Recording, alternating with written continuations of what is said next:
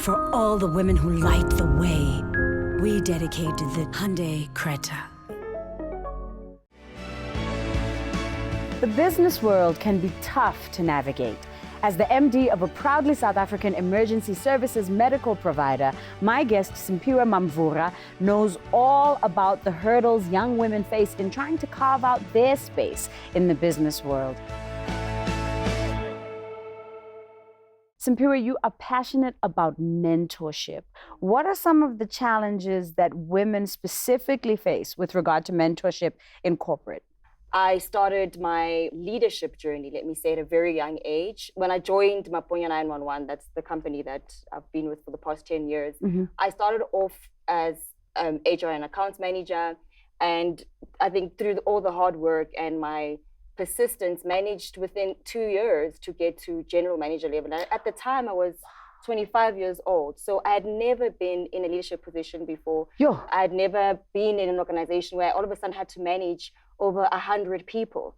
You know, and in the beginning, it was a bit overwhelming. I did ask myself, am I qualified to actually take up this position? Can I do it? And I had no one that had mentored me in that journey. So that's why it's something that I'm so passionate about, because I've been through it, I've experienced it, and I know the challenges that you go through as a young woman in leadership position in your career. We need to actually be deliberate and intentional about sharing our stories and our experiences with the younger women. That's the one way that we can mentor them and empower them.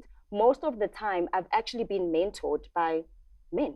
Yes. Yeah. They are the ones that have said, wow, you're doing a great job. Do you need assistance here? You know, but I do think at the end of the day, Lebo, it's up to us as women to really go out there and start mentoring those up and coming leaders in their different spaces. What you're talking about is really a lack of access for young women to be able to find older, more experienced women who can guide them through. Yes. What do you think that is about? A lot of it has got to do with what they call the queen bee syndrome. You know, that I know I've struggled so much to get to the top. We want to hold on to that space so tightly, you know, and we see another Refilwe as a threat. Instead of saying, I want to collaborate with you, I want to work with you, what do you need, you know? And it's got a lot to do with the way we were socialized, firstly. To compete with each other. To compete with each other. Yeah.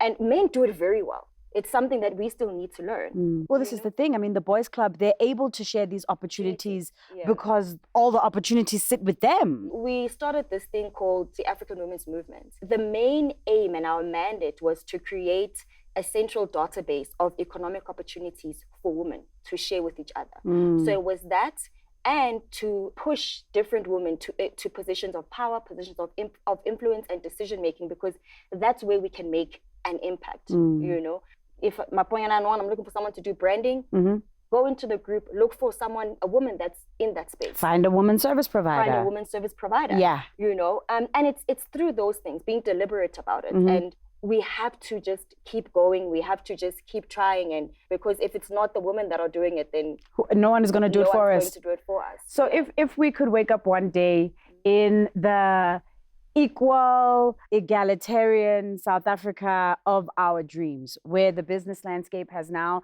transformed and it is receptive towards women and their talents, what would that look like for you? What are some of the changes that would need to happen for that kind of space to exist? Women need to be given the same opportunities that are afforded to men. Yeah, true that. You know? And these government policies, they've got all these.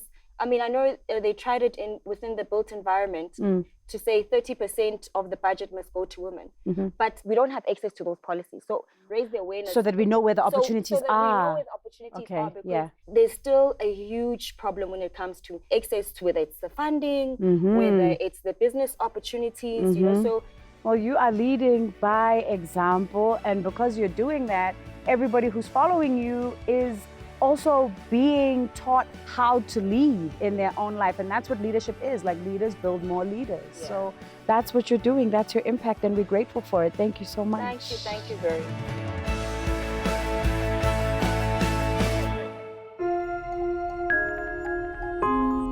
For all the women who light the way, we dedicate the Hyundai Creta.